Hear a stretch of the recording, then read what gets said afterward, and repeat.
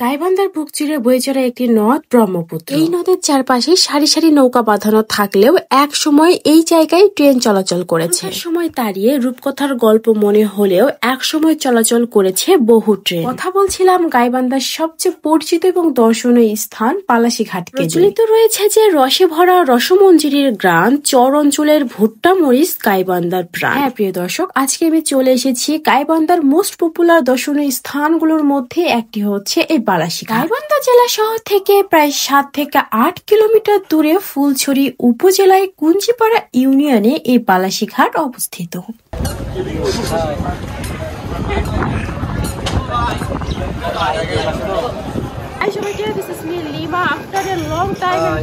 আসছি এবং আমি আসছি গাইবান্ধাতে। গাইবান্ধায় আসবো এবং গাইবান্ধার দর্শনীয় স্থানে আসবো না তা তো হয় না। দাঁড়িয়ে আছি বালাসীঘাটে, তো চলুন ঘুরে দেখা যাক বালাসীঘাট।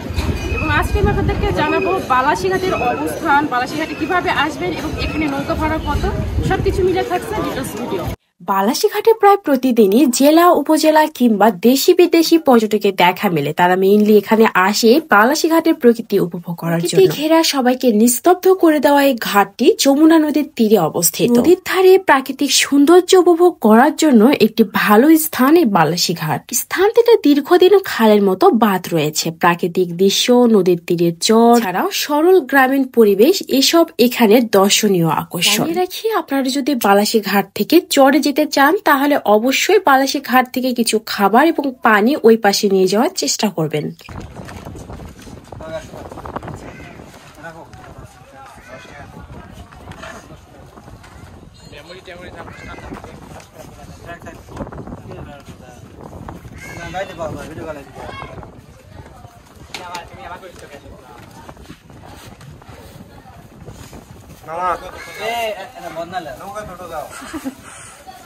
ওপাশে কিন্তু কোনো ভারী খাবারের দোকান পাবেন না। ভ্রাম্যমান কিছু দোকান রয়েছে যেখানে সিঙ্গারা পেঁয়াজু পাওয়া যাচ্ছে। আমি কিন্তু অলরেডি বালাসীঘাটের চরকে নিয়ে একটি ভিডিও আপলোড করে দিয়েছি। আমি কিন্তু সেখানে জানিয়ে দিয়েছি সেখানকার মানুষের জীবনযাপন কিরকম হয়, সেখানে কি পাওয়া যায় এবং কি পাওয়া যায় না। এটি আমার ফেসবুক পেজ এবং ইউটিউব চ্যানেল দুই জায়গাতে আপলোড করা আছে, চাইলে আপনারা সেই ভিডিওটি দেখে নিতে পারেন।